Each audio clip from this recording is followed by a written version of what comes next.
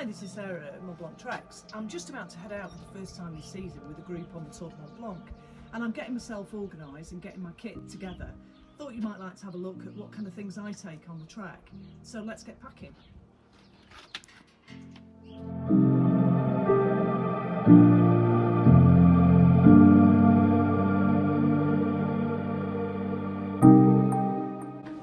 Okay then folks, the gear that I've got laid out here is the essential kit that you will need each day on the trek. First things first, we'll start with the rucksack.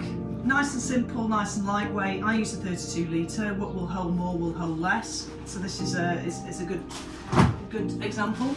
Other bits of kit that are essential with the rucks to go with the rucksack are these liners.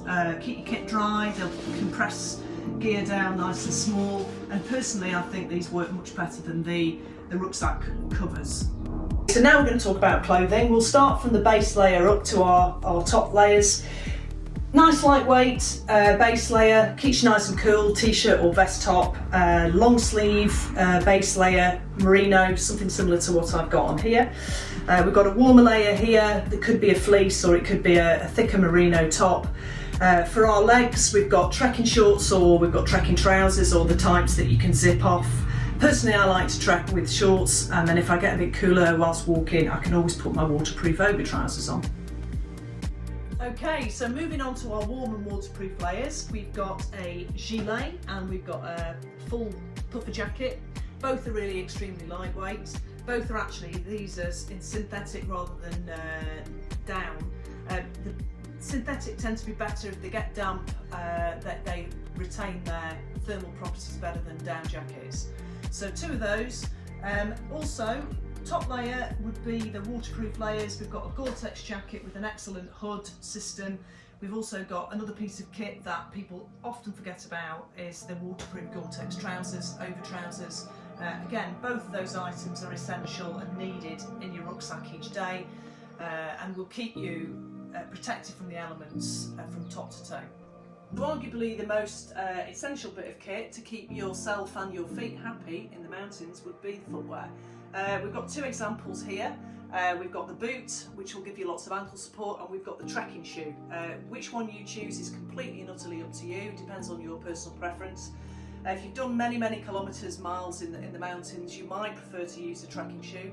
If you want some more support on those rocky trails, to give you more confidence, then maybe the boot would be the thing for you. Whichever you decide to bring, just make sure that it's worn in first and it's very comfortable before you arrive. And obviously socks, choose the right socks according to the footwear.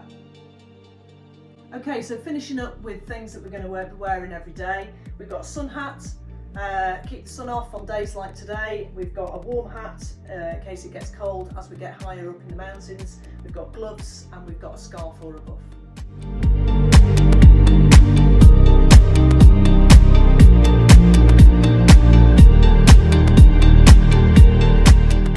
Other essential things that you need to bring on your trek would be a happy trekker, if you've got one of those, some sunglasses, camera, food and drink, some sun cream, some walking poles, a map and other navigational equipment, a head torch, sleeping bag liner, toiletries and towel for the refuge nights, passport and travel documentation, first aid and other essential medication, phone and charger.